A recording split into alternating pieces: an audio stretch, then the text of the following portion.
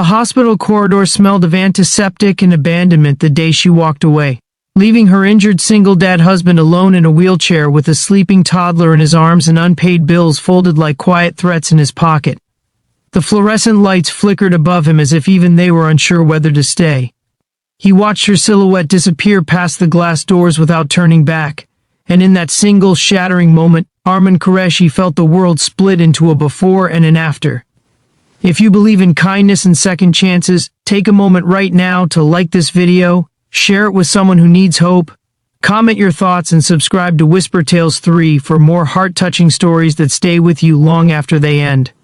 Arman had never imagined his life would narrow down to hospital walls and the soft breathing of his 3-year-old daughter, Meher. The accident had happened on an ordinary bright morning in Karachi, sunlight spilling over the busy streets as he drove to his construction site. A speeding truck ignored a red light, and in seconds, metal crushed metal, and Arman's spine absorbed the cost. The doctor said he was lucky to be alive. Lucky was not the word that came to his mind as he lay there, unable to move his legs, staring at ceiling tiles that looked like cold squares of fate. His wife, Saira, had stood by his bed for 3 days. She cried quietly at first, brushing his hair back, whispering that everything would be fine. But reality has a cruel way of stripping promises bare. Arman's company replaced him within a week. The medical bills multiplied. Meher needed school fees, food, a future. On the 4th day, when the morning sun streamed through the hospital window in thin golden lines, Saira said she needed air. She never came back. The nurses avoided his eyes when they told him she had checked out of the hospital guest room. Her phone was switched off. Her suitcase was gone. And just like that, Arman became something he never expected to be, a single father in a wheelchair, with a child too young to understand why her mother's lullabies had stopped. The months that followed were not heroic or cinematic. They were painfully ordinary and brutally hard. Arman moved into a small rented apartment on the 2nd floor of an old building, where neighbors stared with pity as he struggled up a makeshift ramp. He learned to cook from YouTube videos, balancing pots dangerously from his seated height. He learned to braid Meher's hair by watching other mothers at the park, memorizing their finger movements. Every morning daylight poured into their modest living room, and he would lift Meher into his lap, helping her with her alphabet while ignoring the ache in his back and the heavier ache in his chest. There were days when he broke down after she fell asleep, the city's daytime noise fading into a distant hum. He questioned his worth, replayed the moment Saira walked away, wondered what flaw in him had made her choose escape over endurance. But each morning, when Meher's small hands cupped his face and she giggled at the sunlight dancing on the walls, something inside him refused to die. With limited mobility but unshaken determination, Arman began working from home as a freelance architectural designer. The early projects paid little. Clients doubted him. Some disappeared without paying.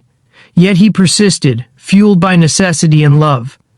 He turned their cramped apartment balcony into a tiny workspace filled with sketch papers and a second-hand laptop.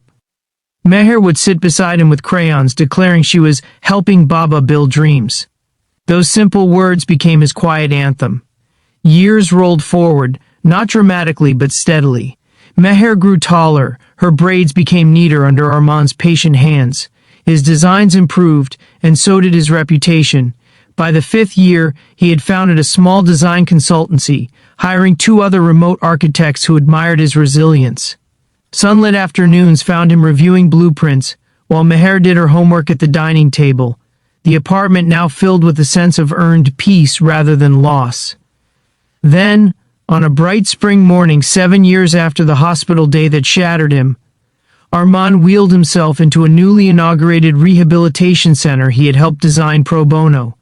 He believed in giving back to places that once felt like prisons. The center buzzed with activity, sunlight streaming through wide glass windows he had personally insisted upon, determined that no patient would feel trapped in shadows. As he adjusted his tie and prepared for a small speech about accessibility and hope, he noticed a woman standing near the entrance desk. Her hair was shorter, her posture more rigid, but the familiar curve of her shoulders struck him like a forgotten melody. Saira. Time did not slow down. It stopped. She turned slightly, and their eyes met. The color drained from her face as recognition dawned. She had expected many things in life, perhaps even forgiveness from distant memories, but not this, not him, poised and composed, surrounded by colleagues who respected him, his wheelchair no longer a symbol of defeat, but of defiance. Saira had aged in different ways. Regret leaves its own fingerprints. She stepped forward hesitantly, her eyes flickering toward Meher, who stood beside Arman holding a bouquet for the ribbon-cutting ceremony. Meher looked up at her father, curious but calm, unaware of the storm that once shaped their lives. Arman felt the old wound stir, but it no longer bled. He realized something profound in that bright, echoing hall. He was not the man she had left behind in the hospital corridor. He had rebuilt himself brick by brick, not with bitterness, but with responsibility. The years of struggle had carved strength into him. Saira's lips trembled as if she wanted to explain, to justify, to unravel the past. Perhaps she had faced her own hardships. Perhaps she had run from fear rather than from him. But Arman understood that closure does not always require answers. Sometimes it requires acceptance. He nodded politely, not coldly, not warmly, just firmly rooted in who he had become. Meher tugged his sleeve, asking if it was time to cut the ribbon. And in that simple, ordinary request, Arman found his answer. The future was not behind him. It was holding his hand. As the ceremony began under the bright afternoon sun pouring through the glass facade, Arman spoke about resilience, about how buildings must have strong foundations to survive earthquakes, just like people. His voice did not shake. Saira listened from the back, tears slipping silently down her cheeks as she witnessed the man she once doubted become a symbol of hope. Before this story ends, take a moment to comment the word hope if you believe that pain can transform into purpose. Your words might inspire someone reading through the comments today. 7 years ago, he had been left in a hospital corridor with nothing but fear and a child in his arms. Now he stood, though seated, in a hall filled with light, respect, and quiet triumph. He did not need revenge. He did not need apologies. His victory was in Meher's laughter, in the sunlight flooding spaces he designed, in the knowledge that he stayed when leaving would have been easier. If this story touched your heart, please like, share, and subscribe to Whisper Tales 3, and tell us in the comments how it made you feel. Your engagement keeps these stories alive and spreads the message that even in abandonment, love can rebuild what seems permanently broken. Because sometimes the person who walks away does not freeze years later because of regret alone. Sometimes they freeze because they are witnessing the quiet miracle of someone who chose to stay, to fight, and to rise in the daylight.